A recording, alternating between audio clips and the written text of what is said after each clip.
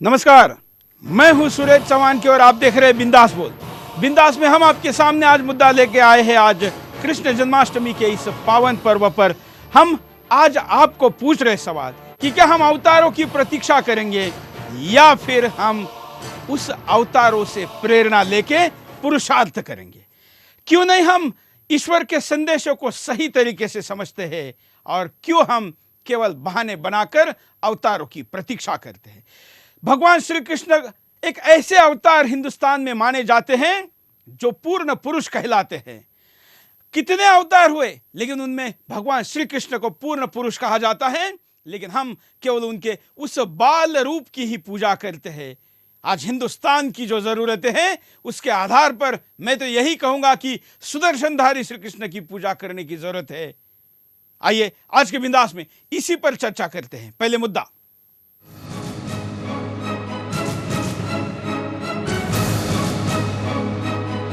आज के दिन पूरे भारत में भगवान श्री कृष्ण का जन्मोत्सव बड़े ही उत्साह के साथ मनाया जा रहा है। सभी भगवान श्री कृष्ण की भक्ति में लीन हैं।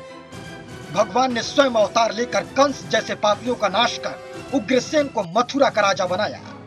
गोवर्धन पर्वत को कनिष्ठा उंगली पर धारण किया, पूतना नामक राक्षसी का संहार किया, तो वहीं द्रौपदी के चीरहरण के समय उसकी रक्षा की। श्री कृष्ण ने महाभारत के युद्ध में अर्जुन को गीता का ज्ञान दिया और इस धरा पर सत्य और धर्म की स्थापना के लिए भगवान ने अर्जुन का पग पग पर मार्गदर्शन किया और जरूरत पड़ने पर श्री कृष्ण ने सुदर्शन चक्र का प्रयोग कर पापियों का संहार भी किया।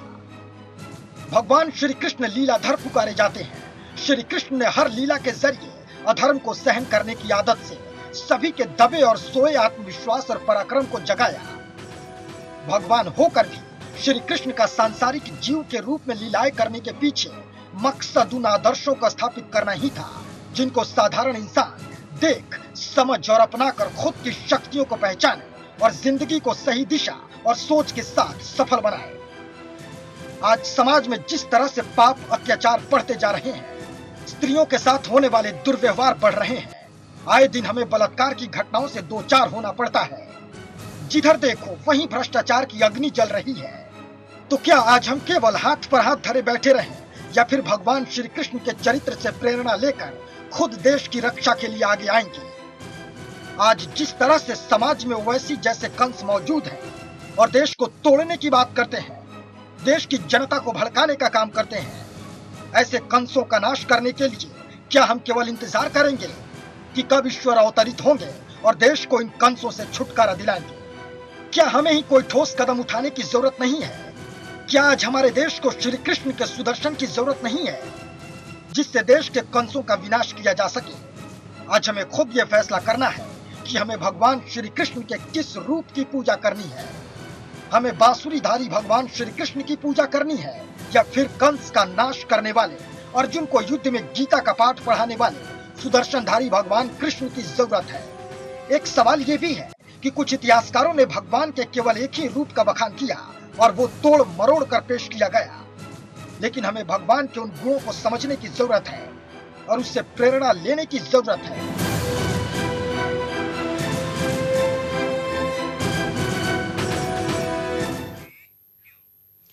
हमारे साथ हेमंत राजपूत जी जुड़े हैं, हम उनके पास चलते हैं। जिस प्रकार हिंदुस्तान में भगवानों को पूजा जाता है, हेमेंद्र जी, क्या भगवान श्री कृष्ण के पूजा के बारे में हिंदुस्तान ने अपने अप्रोच को बदलने की जरूरत है? हाँ, बिल्कुल बदलने की अप्रोच है। और भी जो अवतारी हुए हैं या भगवान हुए हैं, सबको अगर हम देखते हैं, भगवान शिव की पूजा करते हैं तो त्रिशूलधारी भगवान शिव की पूजा होती है। भगवान राम की पूजा अगर करते हैं तो धनुषधारी भगवान राम की पूजा होती है। माँ दुर्गा शक्ति की पूजा अगर हो रही है तो वो उसके हाथों में भी अष्टभुजाओं में शस्त्र हैं, भिन्न भिन्न प्रकार के शस्त्र हैं। लेकिन श्री कृष्ण की जब पूजा होती है तो या तो वंशी के रूप में या राधा के साथ, तो राधे कृष्ण के रूप में।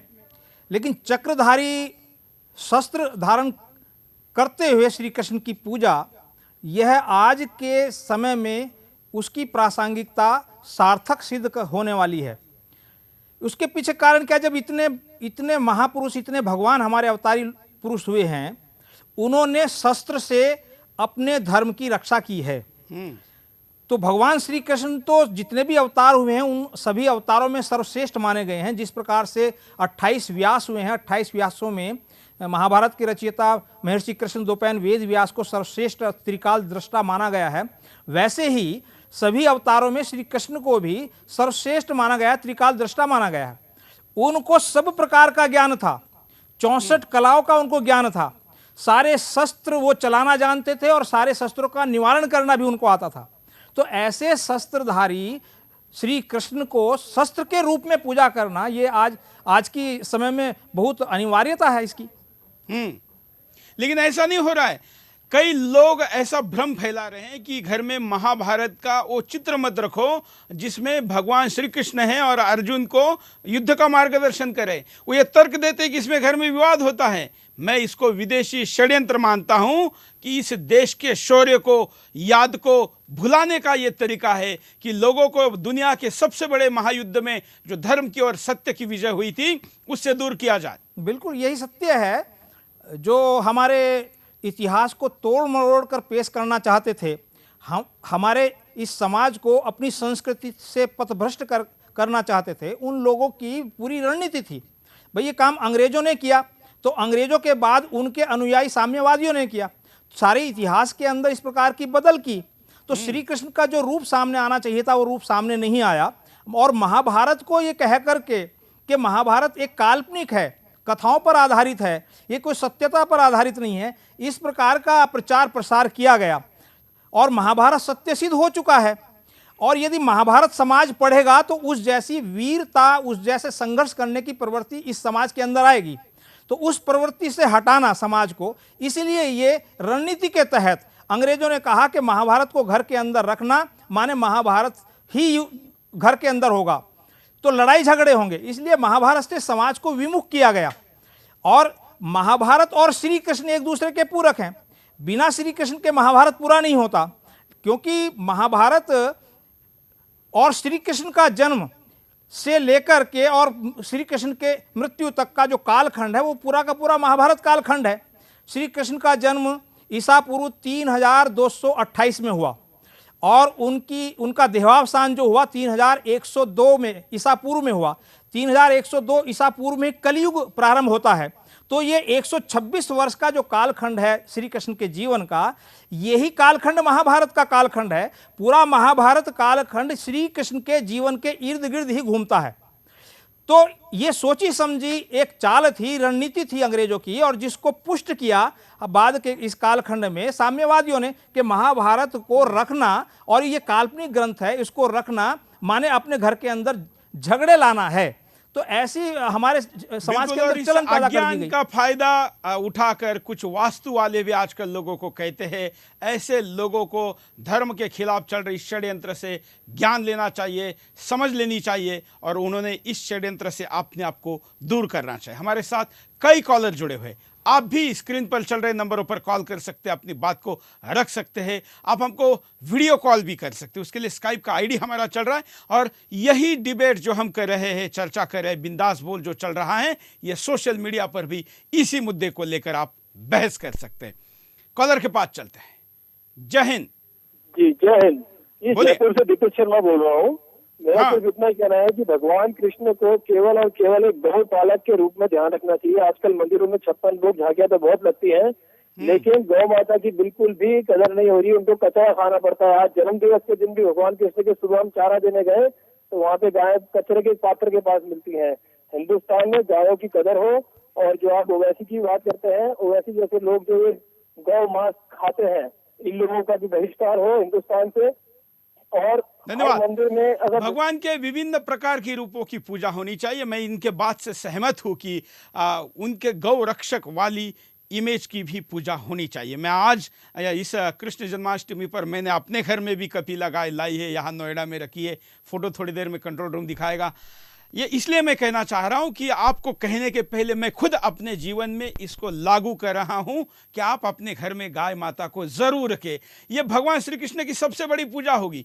किसी धन्ना सेठ को या किसी धन्ना सेठ जैसे महाराज को बड़ा डोनेशन देने से ज़्यादा भगवान श्री कृष्ण की गौ माता आप अपने घर में रखेंगे, उसकी पूजा करेंगे तो उसका पुण्य तो मिलेगा ही, लेकिन आपके घर के बच्चों को शुद्ध दूध मिलेगा, जो आज मदर डेयरी या तमाम ऐसे सारे जो ब्रांड है जो सवालों के घेरे में हैं, उससे भी आपके बच्चे बचेंगे।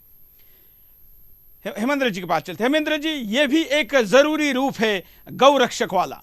बिल्कुल बिल्कुल जरूरी है, और उन्होंने अपने जीवन में बालपन से ही संदेश दिए हैं। ग्वाला बनकर के संदेश दिया कि गौ का पालन करो, गौ पालन करने से समृद्धि होगी। और उस समय कृषि प्रधान देश, बहुत लंबे समय तक कृषि प्रधान देश अपना रहा है, तो इस कृषि प्रधान देश में गौ का पालन बहुत आवश्यक था। उसके बछड़े, उसके बच्चे खेती में काम आना, और उसका दूध आज तो वैज्ञानिक तथ्यों पर आधारित उसका दूध अमृत के समान माना जाता है। और उसका गोबर, उसका मूत्र से अनेक प्रकार के पेस्टिसाइड बन रहे हैं, और उसके मूत्र से कैंसर की दवाइयां बन रही हैं। तो गौ अपने आप में बहुत महत्वपूर्ण पशु माना गया। हम गौ वाले विषय पर जाने के बजाय भगवान श्री कृष्ण के गौ भक्त या गौ रक्षक के रूप पर जोर देना चाहेंगे। भगवान श्री कृष्ण के बाल रूप का पूजन ना करे, ऐसा हमारा कहने का बिल्कुल मतलब नहीं है, क्योंकि भगवान श्री कृष्ण ने बाल रूप में केवल दही दूध लोनी नहीं खाया है, उन्होंने बाल रूप में भी क्या क्या नहीं किया है हम वो नहीं देखते। हम हमारे सुविधा के रूप की पूजा करते हैं, क्योंकि हम अपने आप को वही तक काबिल पाते हैं। देखिए कुछ उनकी लीला है। श्री कृष्ण जी के जन्म लेते ही जेल के ताले और कृष्ण जी के माँ और पिता की बेड़ियां खुद ही खुल गई। यमुना जी बाल कृष्ण के पैर छूने के लिए उफनने लगी और पैर छूते ही शांत हो गई। बचपन में ही माँ यशोदा को अपने मुख में पूरी पृथ्वी के दर्शन कराकर अपने ईश्वरीय अवतार के दर्शन करा दिए। बचपन में ही गोवर्धन पर्वत को उठाकर अपने बलशाली होने का एहसास करा दिया। अपने मामा कंस का वध करके मानवता की रक्षा की और शौर्य पुरुष होने का एहसास कराया। राज दरबार में राजवधु का चीरहरण न होने दिया और अबला की रक्षा की, जिससे महिलाओं के रक्षक कहलाए।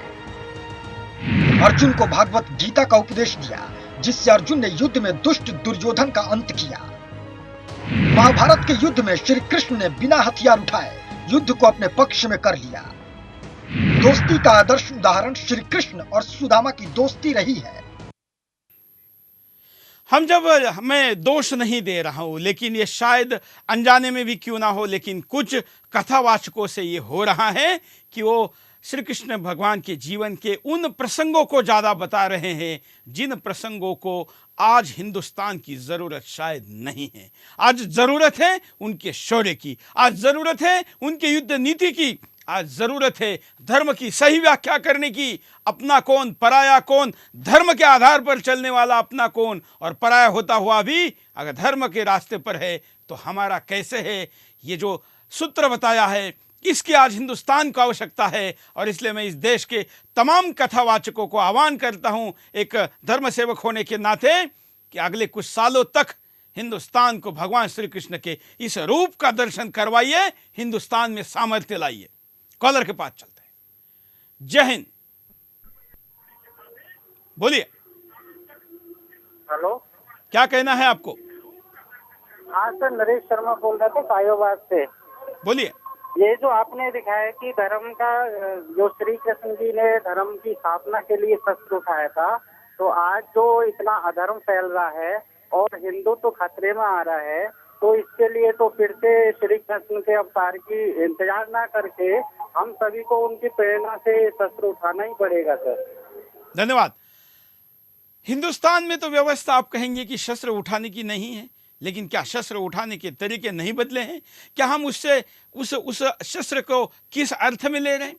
हिंदुस्तान में जिस प्रकार का माहौल है, जिस प्रकार के संघर्ष के दिन आने वाले हैं, आईएस जैसी संगठन हिंदुस्तान में आकर जिस प्रकार से हिंदुस्तान को नास्तनाबूद करने की, यहाँ की इनोसेंट लोगों को कत्ल करने की धमकी दे रही है, और जिस प्रकार की समाज व्यवस्था आज हमारे में है, ये निश्चित तौर पर चिंता का विषय है। और शस्त्र केवल शस्त्र रूप में हाथ में रखने से भी ज़्यादा शस्त्र रूप धारण करने की मानसिकता भी जरूरी है, वो भी भगवानों से हमको लेनी चाहिए। अगले कॉलर। जय हिंद जी। जय बोलिए। श्री कृष्ण। जय श्री कृष्ण। हाँ, कहा जाता है कि काल यवन प्रथम विदेशी आक्रमणकारी था। श्री कृष्ण उसको लौटकर जाने नहीं दिया। उन्हें पता था कि वो लौटकर जाएगा तो अधिक शक्तिशाली बनकर आएगा। हमारे दिल्ली के महान शासक पृथ्वीराज चौहान मोहम्मद घोरी को बार बार क्षमा नहीं दिए होते तो भारत का इतिहास और कुछ होता। हमारा राष्ट्र सभ्यता संस्कृति परिचय पर कोई आक्रमण करेगा और हम अहिंसा सहनशीलता के नाम पर चुप बैठेंगे तो हमें रक्षा करने के लिए कोई नहीं आएगा। धन्यवाद। बिल्कुल धन्यवाद। हमारा क्षमा देने वाला जो स्वभाव है ये इंसानों के लिए है, शैतानों के लिए नहीं है। हमने घोरी को इंसान मानकर जो क्षमा याचना उसकी कबूल कर ली, उसके बाद उसने घात किया। ये हमें भगवानों से, हमारे यहाँ के पुराणों से, उनके जीवनों से सीखने की आवश्यकता है। अगले कॉलर। जय हिंद। से सुमित बात बोलिए। कर रहा हूँ। हाँ, कि मैंने ये प्रश्न पूछना है कि जैसे भगवान श्री कृष्ण का जन्म का आपने बताया 3228 साल पहले हुआ है ईसा पूर्व, क्या इसमें हमारे ज्योतिष में ये मालूम पड़ सकता है कि भगवान राम का जन्म कितने वर्ष पूर्व हुआ, या भगवान कल्कि का जो अवतार होना है विष्णु भगवान जी का वो अब कितने साल बाद होगा? चलिए मैं आपको बताऊं कि आज के कार्यक्रम का उद्देश्य कोई ऐसे डिटेल में जाने का नहीं है। हम बहुत बार ऐसे विषयों में उलझ जाते हैं, उसके लिए आप अलग से संपर्क करिए। आज का विषय है भगवान के अवतार की प्रतीक्षा करेंगे या अवतारों से प्रेरणा लेके पुरुषार्थ करेंगे, इसलिए तकनीकी डिटेल में जाने की आवश्यकता नहीं है। आज हम भगवान श्री कृष्ण के जन्माष्टमी पर इस संकल्प की तरफ बढ़े, हो ज्यादा अच्छा रहेगा। हम आपको दिखाते हैं कालिया मर्दन, उनके बचपन के कम आयु में ही उन्होंने जो सबसे बड़ा पृथ्वी पर कालिया नाग था उसका मर्दन कैसे किया, देखिए।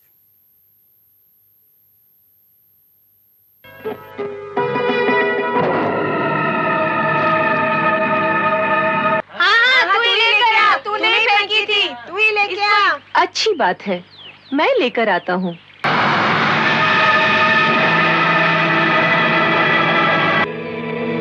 हट जाओ रानी, मृत्यु इसके सामने खड़ी है, अब इसे कोई नहीं बचा सकता। वास्तव में मृत्यु अब तुम्हारे सामने खड़ी है और हम तुम्हें अब भी बचा सकते हैं। हाँ।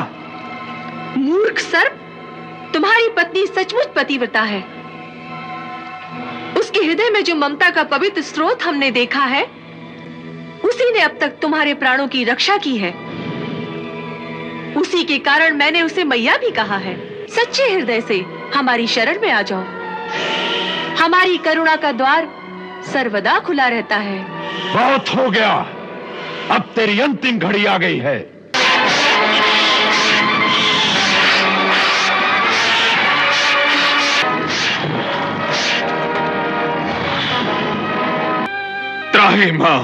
त्राहिमाम, हे देवता, मैं तुम्हारी शरण में आया हूं।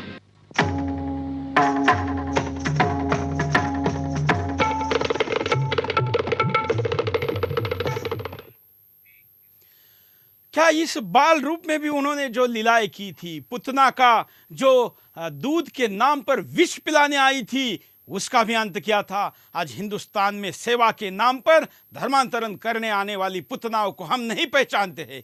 हम उनके दूध के नाम पर विष पीते हैं और हम फिर भी जिस पुतना के वध को भी देख लेते हैं जिसका चर्चा मैं कर रहा था।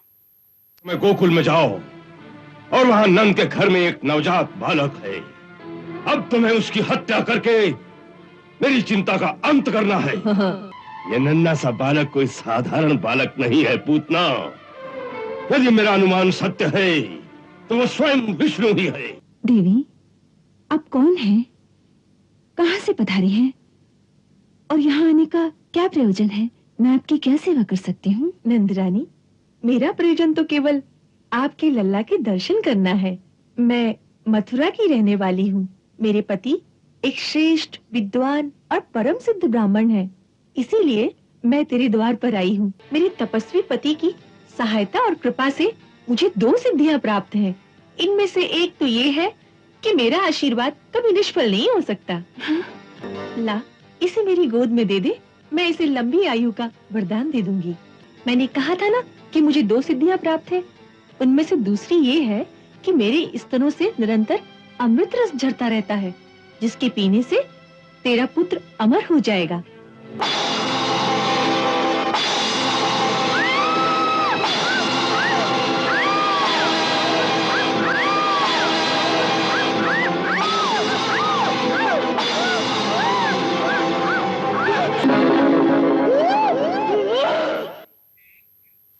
क्या हम इस सीन से, क्या भगवान श्री कृष्ण के जीवन में पुतना जो करने आई थी, वह हिंदुस्तान में करने आने वाले को तो हम मदर कह रहे हैं, हम सेवा के नाम पर उनको बड़े बड़े पुरस्कार दे रहे हैं। हम ये नहीं देख रहे कि जैसे पुतना दूध के नाम पर विष पिलाने आई थी, वैसे इस देश में आज कितनी पुतनाएं हैं जो सेवा के नाम पर धर्मांतरण करने आई है, लेकिन हम भगवान श्री कृष्ण के जीवन से उन पुतनाओं का उपाय नहीं खोजते। कारणों पर नजर डालते हैं, देखिए। सुदर्शन चक्रधारी श्री कृष्ण की जरूरत। श्री कृष्ण बचपन में ही पापियों का नाश करने लगे थे। वो उस हर मुश्किल में बिना घबराए मानवता की रक्षा करते थे, जिसमें आम व्यक्ति परेशान हो जाता है। आज फिर से श्री कृष्ण के उसी रूप की जरूरत है। ईश्वरीय अवतार की प्रतीक्षा में मानव समाज। देश में देशद्रोहियों की बाढ़ सी आ गई है। हर ओर मानवता शर्मसार हो रही है। निर्दोष नागरिकों का कत्लेआम हो रहा है, लेकिन हम लोग ईश्वरीय अवतार की प्रतीक्षा कर रहे हैं।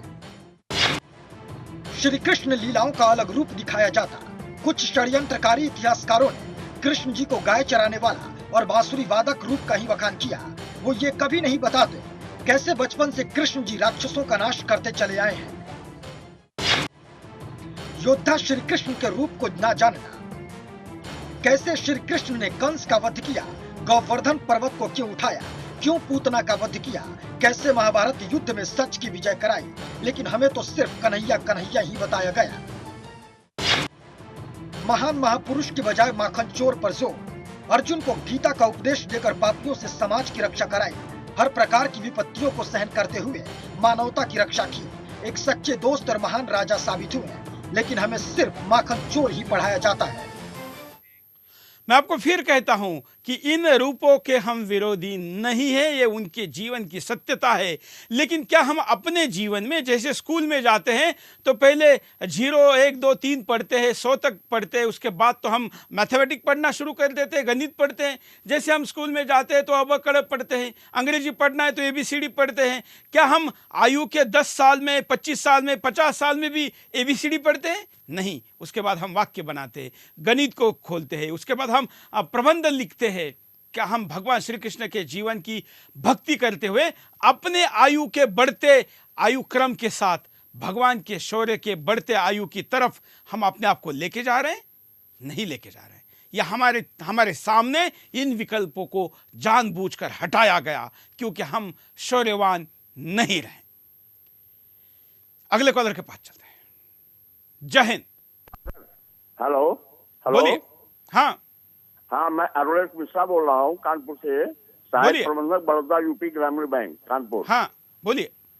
आज वास्तव में विश्व में सबसे बड़ा भारतवर्ष जो है अर्जुन की भूमिका में है, और जो वर्तमान परिस्थितियां भारतवर्ष की दिख रही हैं, कई पुतलाओं से भरा हुआ देश, और ऐसे सेवा की आड़ में मदर टेरेसा ऐसे लोग जो धार्मिक परिवर्तन, तो वास्तव में सोते भारत को जगाने का काम आप जैसे सुदर्शन चैनल के माध्यम से जो हो रहा है, इसके लिए तो आपको विशेष रूप से, आपके चैनल को विशेष रूप से धन्यवाद। लेकिन सोते हुए भारत ने मुरली बजा करके पार्थ को जगाने का काम किया है, और भारत सरकार ऐसी पुतलाओं को वंचित करने के लिए, पुतलाओं को नष्ट नाबूद करने के लिए सतर्क हो जाए। महाभारत काल की पूर्व की स्त्री मुझे लगती है, और आज वास्तव में सुदर्शन चक्रधारी भगवान श्री कृष्ण, हेलो, हाँ, सुदर्शन चक्रधारी भगवान श्री कृष्ण के सुदर्शन चलाने की ही देरी नजर आती है। इतने बड़े गणराज्य में यह है, इतनी पुतलाएं हैं, हर मोहल्ले में पुतलाएं हैं, हर जगह चीरहरण हो रहा है। इसलिए भारत जो सो रहा है, अर्जुन रूपी भारत, सबसे बड़ा विश्व का राज्य है, यहाँ के भारत को पार्थ को जगाने की आवश्यकता है। और सुदर्शन चैनल को इस कार्य के लिए विशेष धन्यवाद, बहुत बहुत धन्यवाद। और हमें भी पता है कि हमें क्या भूमिका करनी है, इसलिए हम भी बाकी मोह में नहीं जा रहे। मैंने थोड़ी देर पहले किसी कॉलर ने ग्वाले के रूप वाले श्री कृष्ण की बात की थी, भगवान गौ रक्षक थे। आज मैं आपको आह्वान करूं कि अपने घरों में गाय रखूं, इसके पहले मुझे अपने घर में रखनी जरूरी थी। इसलिए मैं आपके पास इस शो में लाइव आने के पहले आज शाम में अपने घर में कपिला गाय का स्वागत पूजन करके लाया हूं, जो अब मेरे घर में ही रहेगी या हम उनके साथ रहेंगे। मैं ये नहीं कहूँगा कि गाय हमको पालेगी, हम गाय को पालेंगे, गाय हमको पालेगी। आज मैंने अपने घर में कपिला गाय का स्वागत किया और अब हम उनके साथ हमेशा घर में रहेंगे। आज आपको एपिसोड में कहना था, आह्वान करना था, और मैं करूं नहीं, और केवल आपको आह्वान कैसे करूं, इसलिए आज ही इसको करके आपके सामने आया हूं। कॉलर के पास चलते हैं। जय हिंद। हाँ सर बोलिए सर। जय हिंद सर। हाँ सर, मैं पूछता हूँ सर, जो श्री कृष्ण लीला में जो श्री कृष्ण के बारे में जो अभी भीष्म पिता मारने के लिए जो शस्त्र उसने उठाए थे पहले, जो सर वो बोले थे कि युद्ध में हम शस्त्र नहीं उठाएंगे, तो उसके बाद में फिर भी उन्होंने अपने युद्ध में शस्त्र उठाए हैं। तो उसमें से हम वो कौन सा सोच ले हैं कि वो श्री कृष्ण झूठ बोलते थे या सही बोलते थे? बिल्कुल, ये हेमेंद्र जी भी उस पर प्रकाश शायद डालेंगे, लेकिन मैं अपना दृष्टिकोण में बताता हूं। कभी भी हमारे अपने संकल्प, हमारे वचन से ज्यादा धर्म की रक्षा होती है। हमारा वचन टूट जाए, हमारा संकल्प टूट जाए तो चलेगा, लेकिन राष्ट्र बचना चाहिए, धर्म बचना चाहिए, सत्य बचना चाहिए। यह विचार श्री कृष्ण जी ने किया था। एक तरफ संकल्प लेने वाले भीष्म पितामह थे, जिनका संकल्प सत्य था, उन्होंने उसके लिए जीवन दिया, लेकिन कौरवों के साथ चले गए। कितनी बड़ी गलती थी। भगवान ने, श्री कृष्ण ने कहा था कि सुदर्शन चक्र नहीं उठाऊंगा, लेकिन उठाया, संकल्प तोड़ा भले ही, लेकिन वो सत्य के लिए, अपनी शान और शब्द बचाने के लिए नहीं। हेमेंद्र जी, आप इसको किस रूप में देखते हैं?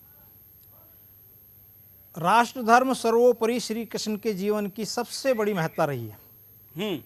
उन्होंने राष्ट्र धर्म के लिए और राष्ट्र धर्म की विजय कराने के लिए महाभारत जैसा युद्ध भी अगर हुआ तो उसको भी झेला। बिल्कुल। बाकी सारे धर्म उन्होंने राष्ट्र धर्म से नीचे रखे, राजधर्म को व्यापक रूप में मानते हैं। श्री कृष्ण कहते थे कि राजधर्म जो है वो राष्ट्र धर्म के लिए है।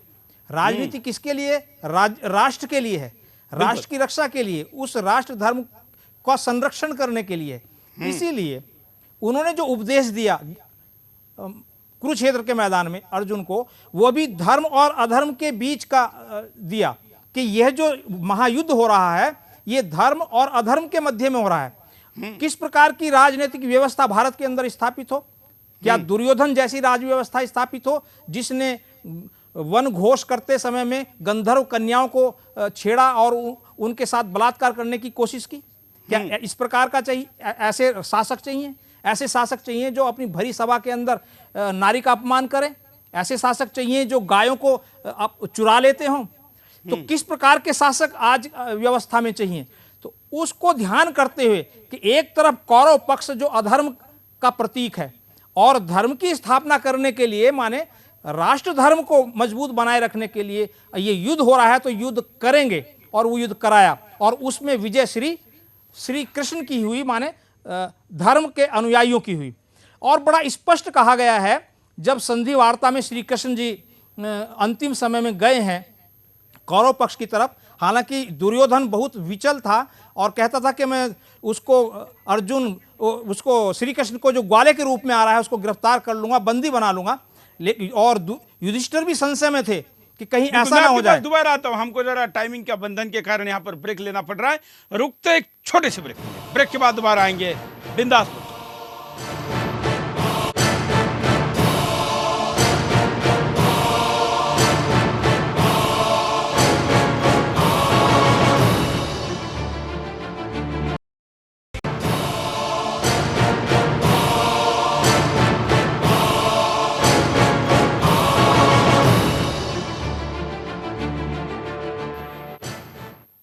ब्रेक के बाद आपका एक बार फिर से स्वागत है। आप देख रहे हैं बिंदास बोल, और बिंदास में हम आपके सामने लेकर आए मुद्दा भगवान श्री कृष्ण के जन्माष्टमी के इस मौके पर यह सवाल, भगवान ने कहा था कि हम आएंगे, धर्म की रक्षा के लिए अवतार लेंगे, हम अवतारों पे भरोसा करने वाले हैं, थे और रहेंगे, लेकिन अवतारों की प्रतीक्षा नहीं करेंगे। हम अवतारों से प्रेरणा लेंगे और पुरुषार्थ करेंगे। यह संकल्प जब भी हिंदुस्तान ने लिया है, शत्रु को उसने पराजित किया है और भगवान को अवतार की आवश्यकता नहीं पड़ी है। लेकिन जब हम ये संकल्प भूल जाते हैं, जब हम पुरुषार्थ भूल जाते हैं, तो फिर हम गुलाम हो जाते हैं और फिर अवतारों की प्रतीक्षा करनी पड़ती है। वर्तमान हिंदुस्तान को, युवा हिंदुस्तान को, जो दुनिया का सबसे युवा देश है, उसको भी तय करना है कि अवतार की प्रतीक्षा करेंगे या उससे प्रेरणा लेकर पुरुषार्थ करेंगे। कई कॉलर हमारे साथ जुड़े हैं, उनके पास चलते हैं। जय हिंद, बोलिए। भारत में हिंदुस्तान में मुसलमान की तादाद दिन न दिन बढ़ रही है, तो हमारे संस्कृति में श्री कृष्ण ने 16,000 बीवियां की है, तो हमें पाबंदी क्यों? इनकी तादाद ये इस प्रकार से बीबिया करने वाली बात, उसके साथ तुलना करके आप श्री कृष्ण का अपमान मत करिए। मैं हेमेंद्र जी के पास चलूंगा, जो ज्यादा अधिकृत इस विषय पर सही प्रकार से जवाब दे पाएंगे। हेमेंद्र जी, ये गलत संदेश है। 16,000 रानियां नहीं थी उनके। नरकासुर ने अनेक राज्यों से स्त्रियों को चुराया, अपहरण किया। इतनी नारियों को अपहरण करके उसने कैद खाने में डाला। श्री कृष्ण ने प्रतिज्ञा की थी कि मैं नारी का सम्मान पूर्वक उनको लेकर आऊंगा, और उन्होंने नरकासुर से युद्ध किया, उन नारियों को लेकर आए। अब समस्या सामने आई कि इतनी नारियों को कहाँ वासित किया जाए, तो उन्होंने अपने राज्य में उनको स्थान दिया, और उसमें कहावत डाल दी गई कि उनकी इतनी नारियां थी, उनका संरक्षण वो करते थे। उनके पति नहीं थे, उनका भोग नहीं करते थे, वो उनका संरक्षण किया, उनकी सहायता की, और उनको अनेक व्यवसायों में लगाया। उस समय गौपालन व्यवसाय था, गौपालन व्यवसाय में उनको लगाया, लेकिन उनके संरक्षण के रूप में रहे। उन्होंने शादियां नहीं की उनसे, शादी तो उन्होंने रुक्मणी से की थी।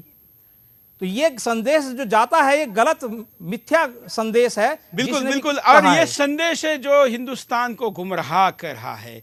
राधा श्री कृष्ण संबंधों के ऊपर भी हेमेंद्र जी बड़े उल्टी सीधी बातें लोग लिखते हैं। हाँ, लिखते हैं कि राधा का बड़ा उसके साथ प्रेम था। ये तो निश्चित है, प्रेम था। जिस आयु में प्रेम होता है, वो युवावस्था थी, उसमें प्रेम हुआ, लेकिन निश्चल भक्ति भाव प्रेम था। जैसे बाद के कालखंड में महाराणा प्रताप से पहले उदय सिंह के समय में मीरा का श्री कृष्ण के साथ भक्ति भाव था, कितना प्रेम था श्री कृष्ण के प्रति। वैसा ही राधा का श्री कृष्ण के प्रति प्रेम था। राधा तो 4-5 वर्ष बड़ी थी श्री कृष्ण से। उस भक्तिपूर्ण निश्चल प्रेम के कारण से, जो ऐसा प्रेम रुक्मणी भी नहीं कर पाती थी, इतना भक्तिपूर्ण प्रेम जो राधा ने प्रस्तुत किया, उस तरफ देखना चाहिए। और उस प्रेम की पूजा हमारे समाज ने की है, उसको गलत नहीं माना है। तो निश्चल प्रेम के प्रति भाव था। और लेकिन फिर भी राधा कैरेक्टर श्री कृष्ण के जीवन में बहुत थोड़े समय के लिए रहा। थोड़े समय के लिए आया था। मथुरा से जाने के बाद उन्होंने मुड़कर नहीं देखा, राधा की तरफ नहीं देखा। कि बीच में केवल एक बार तीर्थ यात्रा पर, सरस्वती नदी पर तीर्थ यात्रा पर राधा से भेंट हुई थी, फिर कभी भेंट नहीं हुई राधा से उनकी। और पूरा समय उन्होंने धर्म स्थापना के लिए, अपने राष्ट्र धर्म की विजय कराने के लिए पूरा समय लगाया है, पूरा जीवन दिया है उन्होंने। और जब वो निश्चित हो गए कि अब सुरक्षित है भारतवर्ष इन पांडवों के हाथों में, तब उन्होंने देहावसान अपना किया है। तो वो पूरा समय उन्होंने अपने राष्ट्र धर्म के ही लिए जिया है एक प्रकार से। बिल्कुल, लेकिन कुछ श्री कृष्ण भक्त केवल जीवन भर केवल राधे राधे ही करेंगे, तो मुझे लगता है कि श्री कृष्ण को भी अपेक्षित नहीं है। नहीं, श्री कृष्ण को अपेक्षित नहीं है। श्री कृष्ण तो ये कहते हैं, एक उदाहरण भी आता है, भीष्म पितामह ने दुर्योधन को समझाया जब संधि वार्ता के लिए वो गए थे, और भीष्म पितामह को पता चला कि ये इनको कैद करने वाले हैं, तो दुर्योधन को समझाया है कि कहा है, यतो श्री कृष्णस्त ततो धर्म, यतो धर्मस्ततो विजय। ये उन्होंने भीष्म पितामह ने कहा है कि जहां श्री कृष्ण है वहीं पर धर्म है, और जहां धर्म है वहीं पर विजय है। श्री कृष्ण ने धर्म की विजय करने के लिए ये सारा कुछ किया था, और पांडवों का संगठन खड़ा किया। कौरव का संगठन उस प्रकार का नहीं था जिस प्रकार का पांडव का था। इसीलिए अंत में उपदेश देते हुए उन्होंने कहा कि संघे शक्ति कलयुग के अंदर मैं अवतार नहीं लूंगा, एक संगठन के रूप में जो संगठन बनेगा, संघ रूप में जो संगठन बनेगा, उसमें मेरा वास होगा, उसमें मेरी आत्मा का वास होगा, मैं उसको संरक्षण दूंगा। तो इस प्रकार का संदेश उन्होंने दिया। बिल्कुल, और संगठन या एक साथ आकर काम करने का संदेश देने के लिए उन्होंने पर्वत उठा लिया था। देखिए, तुम सारे गोकुल का सर्वनाश कर दो। जिस धन संपत्ति पे उन्हें घमंड है उन सब का समूल नाश कर दो। मैं भी अपने ऐरावत पर तुम्हारे पीछे तुम्हारी मदद के लिए आता हूं। जाओ।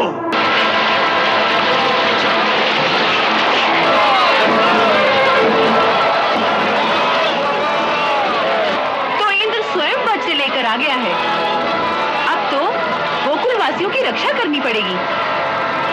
तुम ये सब रहने दो कन्हैया, मैं अभी जाकर इंद्र का ही नाश कर देता हूँ। नहीं दाऊ भैया, उसका नाश नहीं करना, उसके अहंकार का नाश करना है।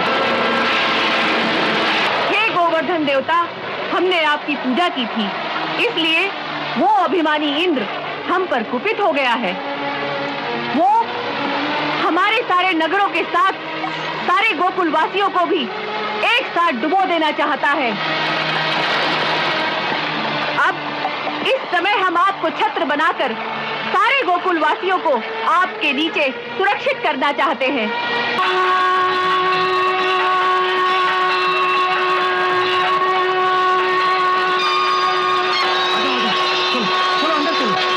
आओ बाबा, अपनी बैलगाड़ी अंदर ले आओ।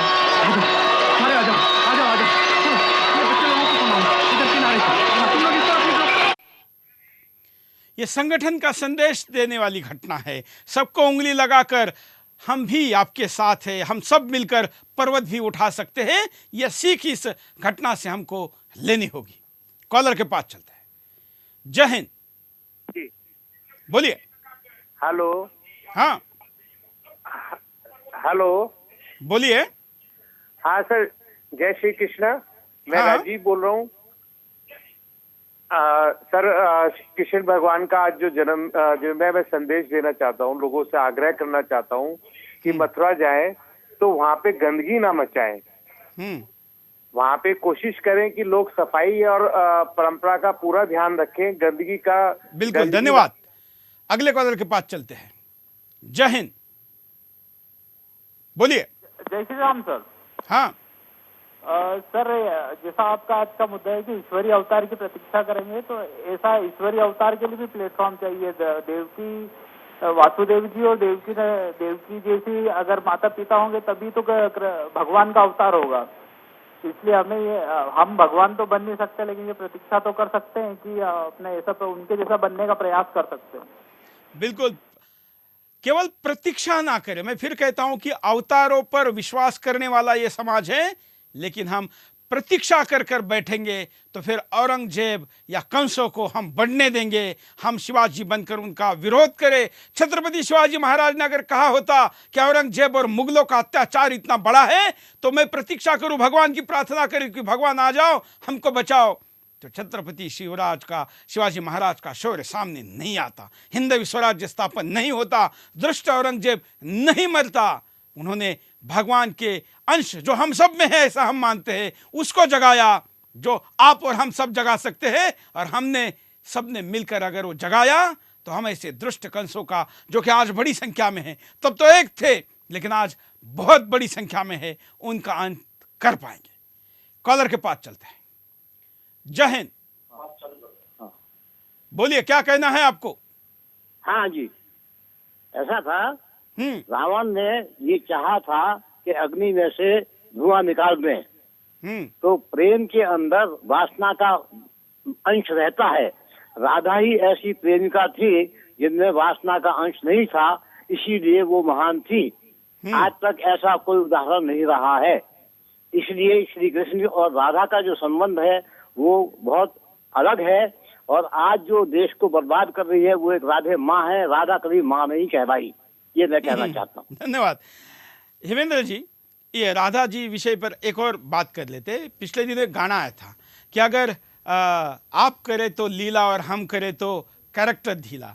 तो ये कैरेक्टर से जोड़कर इस गाने पे भगवान श्री कृष्ण का, राधा का अपमान किया गया।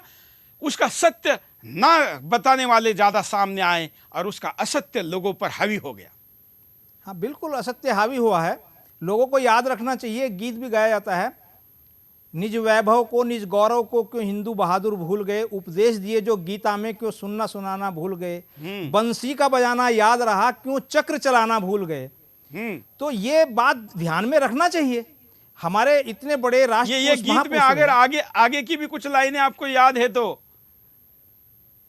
राणा ने राह दिखाई थी शिवराज ने फिर अपनाई थी, ये अगली लाइन है उसमें। तो अगली लाइन में भूल रहा हूं, और छत्रपति शिवाजी ने भी उसको अपनाया था। माने जो जिन्होंने श्री कृष्ण को याद रखा, श्री कृष्ण की नीतियों पर चले, उन्होंने गलतियां नहीं की। पृथ्वीराज चौहान ने श्री कृष्ण को याद नहीं किया, उसने गलती की। महाराणा प्रताप ने भी 3 बार अकबर को छोड़ा है, भयंकर गलती की थी। भले ही वो बहुत बड़े शौर्यशाली थे, उनका नाम है महाराणा प्रताप का अपने राजपुताने के अंदर, पूरे विश्व के अंदर, लेकिन गलती वहां पर भी हुई। छत्रपति शिवाजी ने अपने जीवन के अंदर एक भी गलती नहीं की और 276 युद्ध लड़े। 276 में से 273 युद्ध उन्होंने जीते। राष्ट्र धर्म को जिस प्रकार से श्री कृष्ण ने अपनाया था, उसी तरह से राष्ट्र धर्म को अपनाने वाले छत्रपति शिवाजी थे। तो इस प्रकार की अगर हमारे राजाओं ने, राजनीतिज्ञों ने, नेताओं ने ये सीख श्री कृष्ण से ली, तो मैं समझता हूं भारत का भविष्य बहुत अच्छा होगा, उज्जवल होगा। और दूसरा संदेश ये है कि हमारी माताएं पिता अपने बच्चों को श्री कृष्ण की संघर्षपूर्ण वाली कथाएं सुनाएं, उनसे संस्कार पड़ेगा। अवतारी पुरुष आएगा, कोई हमारा संरक्षण करेगा, रक्षण करेगा, उसकी इंतजार ना करके अपने बच्चों के अंदर वो भाव पैदा करें, तभी तो वो श्री कृष्ण जैसे बनेंगे। बिल्कुल। छत्रपति शिवाजी महाराज की जीजा माता जो माता जी थी, वो भी यही कहानियां सुनाया करती थी। विवेकानंद जी की माताएं भी यही कहानियां सुनाया करती थी। हमारे यहाँ पर जितने भी बड़े महापुरुष हुए, उनके माताओं ने अपने बच्चों को महाभारत और रामायण सिखाए थे। घरों में चातुर्मास के दिनों में, श्रावण महीनों में महाभारत, रामायण या अन्य जो हमारे धार्मिक ग्रंथ है, इन सब के पारायण होते थे। आज टीवी सीरियलों के रोज के एपिसोड ने उन पारायण की पवित्रता और उनके संदेशों को एक तरीके से धो दिया है।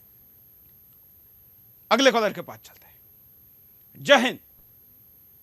हाँ हेलो, बोलिए। नमस्ते, मैं विनय अग्रवाल पश्चिम बंगाल से बोल रहा हूँ। मैं बोलना चाहता हूँ, आजकल ऐसा दिखाया जाता है हम लोग को टीवी में कि कुछ में भगवान और भक्त को है, भगवान और राधा जी और कृष्ण भगवान तो भगवान और भक्त है, और मीराबाई तो भगवान की भक्ति नहीं की। इस ढंग से दिखाया जाता है। इस ढंग का गाना भजन भी निकाला गया हमारे हिंदू के द्वारा भक्ति रूप में। लगता है कि वो लेला मजनू टाइप का गाना दिखाया जाता है। इस ढंग से हम लोग दिखाया जाता है। और मैं बोलना चाहता हूँ कि भारत भूमि, जैसे कि भारत की राजधानी दिल्ली है, ये भारत भूमि पूरे विश्व की राजधानी है। तभी भगवान यहाँ जन्म लेते, क्योंकि मैंने देखा है कितना मस्जिद से बोला जाता है कि हम लोग भूत प्रस्ती करते हैं, ये करते वो करते। ये भारत भूमि भगवान की राजधानी है, इसीलिए भगवान यहाँ अवतार लेते हैं और पूरा दुनिया बचाने के लिए लेते हैं। जिस तरह से आज ICI सब जगह इस्लाम फैला हुआ है, आज मुसलमान लोगों को समझना चाहिए। अगर साइंटिफिक प्रूफ है हमारे पास, तो राम सेतु जो भगवान बनाए था। बिल्कुल बिल्कुल, धन्यवाद। कई तथ्य है, मुद्दे हम जरा जिनको भूल रहे, अगर ऐसा होता रहा तो परिणाम क्या होंगे, देखिए। हम ईश्वरीय अवतार की प्रतीक्षा करते रहेंगे। हमारे सामने भारत माता की इज्जत तार-तार हो रही है। देश के टुकड़े करने के लिए फिर से तैयारी हो रही है। हमें अभी भी हमारे अधिकार नहीं मिले हैं, लेकिन हम सभी षड्यंत्रकारियों को सहन करते जा रहे हैं। ईश्वरीय अवतारों से प्रेरणा नहीं ली जा रही। हम ईश्वरीय अवतारों से प्रेरणा लेने की बजाय सोचते हैं ईश्वर ही हमारी रक्षा के लिए आगे आएंगे। ऐसे में जरूरत है हम ईश्वर के उन रूपों में खुद ही ढल जाएं, जिसकी आज सबसे ज्यादा जरूरत है। ईश्वरीय अवतारों का सही इतिहास सामने नहीं आ रहा। देश के राष्ट्रवादी बुद्धिजीवियों को चाहिए वो ईश्वर के उन रूपों को बताएं, जिनसे मानव समाज का उद्धार हुआ, जिस अवतार ने राक्षसों का नाश किया। हम खुद अपनी रक्षा नहीं कर पाएंगे। हम सोच रहे हैं कोई पवित्र आत्मा आएगी और हमारे सभी दुखों को दूर कर देगी, लेकिन हर दुख और कष्ट का समाधान हम खुद ही कर सकते हैं। मगर हम ऐसा नहीं कर रहे हैं, क्योंकि ईश्वरीय अवतार से हम प्रेरणा नहीं ले रहे हैं। हम गलत इतिहास के सहारे जीते रहेंगे। कई षड्यंत्रकारी इतिहासकारों ने कृष्ण जी के अलग ही रूप का बखान किया है। वो कृष्ण जी को केवल बांसुरी वादक और गोपी प्रेमी ही दिखा रहे हैं। ऐसे इतिहासकारों से हमें बचना होगा और कृष्ण के उस रूप को अपनाना होगा जिसके लिए उनका ईश्वरीय अवतार हुआ। कॉलर के पास चलते हैं। जय हिंद, बोलिए। हाँ हेलो। हाँ हेलो, क्या कहना है आपको? जी हमको ये कहना है कि पहले तो आपको बधाई हो जय श्री कृष्ण कन्हैया जी के जन्मदिन पर। जी, और बहुत बहुत धन्यवाद आपके चैनल का, जो आप कम से कम हिंदू धर्म से जुड़ी हुई बातें बताते हैं। और हम एक चीज ये कहना चाहते हैं कि जैसे हिंदू धर्म के अपमान दिखाया जाता है पिक्चरों में या टीवी सीरियल में, तो हम सारे देश के हिंदू से कहना चाहते हैं कि वो ऐसी पिक्चरों का बहिष्कार करें, कदापि देखने न जावे। बिल्कुल, धन्यवाद। हम पिक्चरों में तो इतने, फिल्मों के इतने दीवाने हैं कि भारत ने पिछले महीने में 3 फिल्मों पे 1200 करोड़ रुपए लुटा दिए थे। हम एक तरफ प्याज का भाव बढ़ जाता है तो उसके लिए चिल्लाते हैं, लेकिन फिल्मों पर 1200 करोड़ रुपए एक हफ्ते में 3 फिल्मों पर लुटा देते हैं। हम ये नहीं देखते कि किसान ने इस प्याज को यहाँ तक लाने के लिए उसको, उसका बीज से लेकर, उसकी मेहनत से लेकर कितना खर्चा हुआ होगा। हम प्याज की कीमत पे तो रोते हैं, लेकिन फिल्मों का टिकट कभी 15 रुपए होता था, आज 300 रुपए तक पहुंचा है, उस पर कभी नहीं बोलते हैं। अगले कॉलर, जय हिंद, बोलिए, क्या कहना है आपको? अविनाश शिंदे बोल रहा हूँ नासिक से। हाँ, मैं सुदर्शन चैनल से बात कर रहा हूँ नागे। बोलिए। हेलो, मैं ये बोलना चाहता हूँ कि अभी आप कृष्ण जन्माष्टमी के बारे में आपके प्रोग्राम दिखा रहे हैं ना। हाँ। तो भारत को आप जरूरत ये है कि कृष्ण का जो इतिहास था वो अपने मामा कंस के साथ था, अर्जुन का जो युद्ध था वो अपने मतलब भाइयों के साथ था। भारत अब ऐसी दशा में है कि जो आपस में रिश्ते नाते होते हैं उसमें भी रावण और कंस छिपे हुए हैं। इनको पहले अपने घर में से बाहर निकालेंगे तो बाहर के दुश्मन अपने भारत के अंदर नहीं घुसेंगे। बिल्कुल, धन्यवाद, बड़ी अच्छी बात आपने कही है। हम हेमेंद्र जी के पास चलते। हेमेंद्र जी, आज हमको, जैसे मैं हमेशा कहता हूं और युद्ध नीति भी ये कहती है कि जब तक आप अपने शत्रु को नहीं पहचानोगे आप युद्ध कैसे जीत पाओगे। हम भगवान श्री कृष्ण के आज के इस जो युद्ध का या लड़ने का, जीवन भर संघर्ष और सत्य के प्रतिष्ठापना के लिए अपनों तक पर हमला करने का संदेश देते हैं, क्या हम आज उस संदेश को भूल रहे हैं? हम अपने शत्रु को नहीं पहचान पा रहे हैं। हेमेंद्र जी। नहीं, बिल्कुल ठीक है, हमें शत्रु पहचानने में कहीं ना कहीं भूल हो रही है। शत्रु को पहचानना चाहिए।